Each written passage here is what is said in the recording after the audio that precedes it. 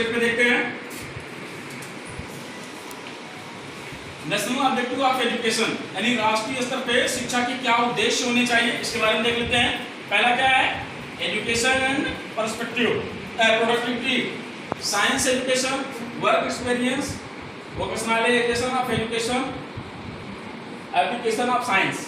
दूसरा क्या है, social and national integration, common school system, social and national service, proper language policy, promotion of national consequence.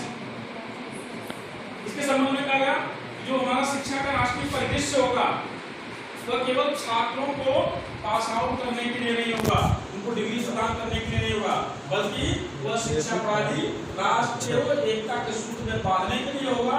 और इसके लिए हमें क्या होगा, करना होगा कि हमें तकनीकी ज्ञान, वैज्ञानिक ज्ञान से छात्रों को परिपूर्ण करना होगा। उसके साथ साथ मानवीय मूल्यों के लिए मानवीय विषय की शिक्षा दी जानी चाहिए। आगे उन्होंने कहा कि जो सामान्य स्कूल हैं उन स्कूलों में सामान्य पाठ्यक्रमों का संचालन हो।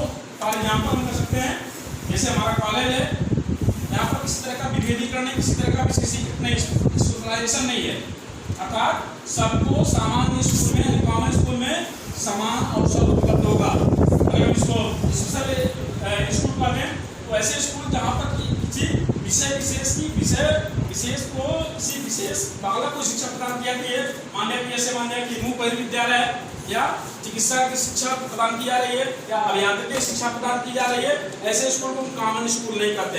कॉमन स्कूल का तात्पर्य है जहाँ पर विविध पाठ्यक्रमों को एक साथ संचालित किया जाता हो और विविध पाठ्यक्रमों को पढ़ने वाले अलग अलग क्षेत्रों से छात्र एक ही स्कूल में शिक्षा ग्रहण करते हो। जैसे फॉर एग्जाम्पल यहाँ पे आर्ट फैकल्टी भी है, कॉमर्स भी है, साइंस भी है।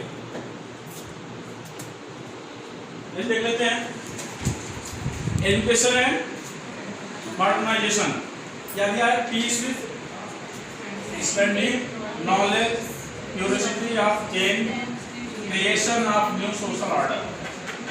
अर्थात कि हम ज्ञान को किस तरह अपने आप को अपडेट करें ज्ञान से, इसके बारे में कोठारी साहब ने सुझाव दिया। आगे उन्होंने कहा क्यूरियोसिटी ऑफ चेंज यानी परिवर्तन किस तरह करें, उसके लिए जिज्ञासा क्या होनी चाहिए। इसके लिए कोठारी साहब ने कहा कि हम छात्र जीवन में ही किसी छात्र को जिज्ञास बना सकते हैं, क्योंकि विद्यालय ही वह फैक्ट्री है जहाँ पर हम उत्पादन की प्रक्रिया को किस रूप में और किस तरह का उत्पादन करते हैं, ये हमारे विद्यालय और शिक्षकों पर निर्भर करता है। इसलिए छात्र जीवन में जो हम शिक्षा प्रदान कर रहे हैं वह इस प्रकार की हो कि छात्र भविष्य में एक जिज्ञास के रूप में निकले कि हमें कुछ करना है, अपने परिवार के लिए करना है, समाज के लिए करना है, राष्ट्र के लिए करना है। आगे देख लेते हैं social, moral and spiritual value. क्योंकि कोठारी साहब का जो सुझाव था वह था कि भारतीय परिप्रेक्ष्य में था, इसलिए उन्होंने आधुनिक शिक्षा के साथ साथ, वैज्ञानिक शिक्षा के साथ साथ, अभियांत्रिकी शिक्षा के साथ साथ भारतीय मूल्यों को भी आत्मसात किया। उन्होंने कहा कि चूंकि हमारी परंपरा, हमारी संस्कृति प्राचीन काल से रही है, इसलिए अपने मूल्यों को छोड़कर हम भारतीय समाज को एक सशक्त समाज नहीं बना सकते हैं।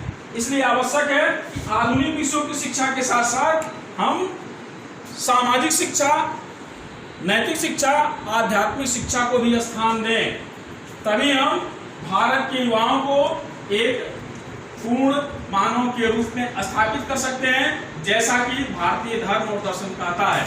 इसलिए उन्होंने कहा कि हमारे देश में सबसे अधिक आबादी युवाओं की है और इनके ऊपर ही देश का विकास निर्भर करता है। इसलिए हमारे युवाओं को नैतिक मूल्यों, राष्ट्रीय मूल्यों, सामाजिक मूल्यों से विमुख नहीं किया जाना चाहिए, अर्थात इन्हें सामाजिक मूल्यों से भी जोड़ा जाए, आध्यात्मिक मूल्यों से भी जोड़ा जाए या नैतिक मूल्यों से भी जोड़ा जाए। नेक्स्ट देख लेते हैं ड्यूरेशन। इसमें उन्होंने क्लासिफिकेशन, हम इसके पहले भी आप लोगों को बताया थे क्लासरूम में जब हम लेक्चर दे रहे थे कि उन्होंने क्लासिफिकेशन शिक्षा संरचना के बारे में बताए थे। Pre primary education, primary education, upper primary education, secondary education, upper secondary education, UG education, upper UG education और रिसर्च। जैसा कि इसमें आप देख रहे हैं प्री प्राइमरी है 1 to 3 years, अर्थात जिसे हम इस समय LKG UKG कहते हैं या प्ले स्कूल कहते हैं। इसके लिए कोठारी साहब का सुझाव था कि 1 वर्ष से 3 वर्ष की जो पूर्व प्राथमिक शिक्षा है उस शिक्षा को हम आंगनबाड़ी केंद्रों के माध्यम से या किसी अन्य माध्यमों से प्रदान कर सकते हैं। उसके बाद उन्होंने प्राइमरी जो है लोअर प्राइमरी निम्न प्राथमिक के लिए 4 से 5 वर्ष, जैसा कि अभी भी हम जानते हैं कि 1 से 5वीं तक 5 वर्ष लगता है। दूसरा उन्होंने कहा अपर प्राइमरी यानी जिसे हम उच्च प्राथमिक कहते हैं या जूनियर हाई स्कूल कहते हैं, 3 वर्ष उन्होंने निर्धारित किया यानी 6, 7 और 8। लोअर सेकेंडरी और हाई स्कूल स्टेज 2 years और 3 years और जनरल एजुकेशन और 1 to 3 years और वोकेशनल एजुकेशन अर्थात सामान्य शिक्षा के उन्होंने 2 वर्ष निर्धारित किया, व्यवसायिक पाठ्यक्रम हाई स्कूल के 3 वर्ष निर्धारित किया।